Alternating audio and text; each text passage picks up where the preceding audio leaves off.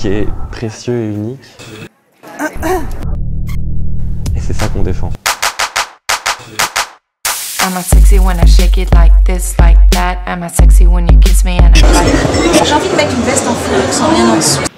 J'ai lu dans le journal que les impératifs de la mode sont plus catégoriques que ceux de la philosophie. Anna et moi, on est des personnes radicales dans ce qu'on fait. Avoir 24 ans, arrêter l'école et monter un endroit qui fait 800 mètres carrés, c'est radical. Je veux dire, nous, on a toujours écouté nos envies et enfin, notre petite voix qui fait qu'on croit en soi. Je veux dire, on a toujours écouté nos rêves et on n'a pas eu peur de prendre des risques en plus.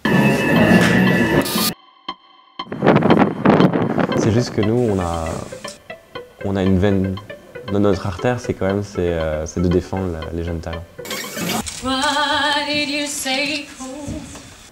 Enfin, chaque personne est unique et c'est ce qu'on voulait exprimer aussi avec la boutique qu'on avait déjà à Anvers et aussi à Paris.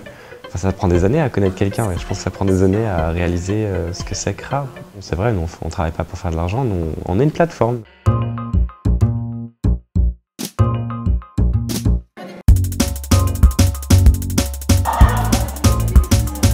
Ah oui, Anvers et Paris, c'est deux choses différentes. À Anvers, on a une galerie d'art, un restaurant, une cafétéria, du vintage, de la mode contemporaine sur 2 étages avec tout un système de résidence artistique. Et en fait, Paris, nous, qu'est-ce qu'on voulait faire? On voulait créer une boutique, donc déjà vraiment respecter le terme boutique, et avec quand même le twist avant-garde. Donc pour nous, on voulait créer un théâtre dans lequel on pouvait recevoir n'importe quelle manière artistique de s'exprimer.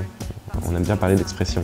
Et c'est vrai que bon, créer un stage, ça permet aussi d'avoir une audience, d'avoir une action. Ça peut être de la danse, ça peut être du chant, ça peut être de la mode. Du poil et du PVC pour affirmer ce style carbone du futur. 70% de mon temps, je le passe à suivre les gens, voyager, être dans des jurys, dans des compétitions. Aujourd'hui, là, on est en train de faire un showroom à Paris dans la boutique. C'est encore avec 4 étudiants qu'on a trouvés dans des écoles et qu'on veut aider parce qu'ils veulent devenir des designers, ils ne veulent pas travailler pour quelqu'un et on les pousse pour les montrer. The heart.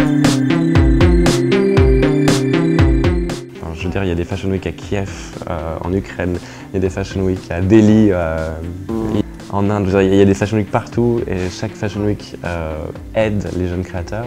Et nous, à travers ça, on voyage beaucoup et on arrive quand même à attraper des pièces uniques. Ça sert à rien de faire du long terme avec les jeunes designers. Nous, on est là pour justement les mettre dans la lumière et leur dire voilà, tu vois, tu as des boutiques qui recherchent ton travail, on a les connexions, on te met en connexion avec eux. On aide à faire les prix. Combien tu as dépensé pour faire ça, double le prix, présente ci, présente ça, fais un film, fais un défilé, fais une photo. Ça dépend, on essaie de donner nos avis parce que c'est vrai qu'on voit tellement de jeunes qui essayent, on connaît maintenant les bons fils.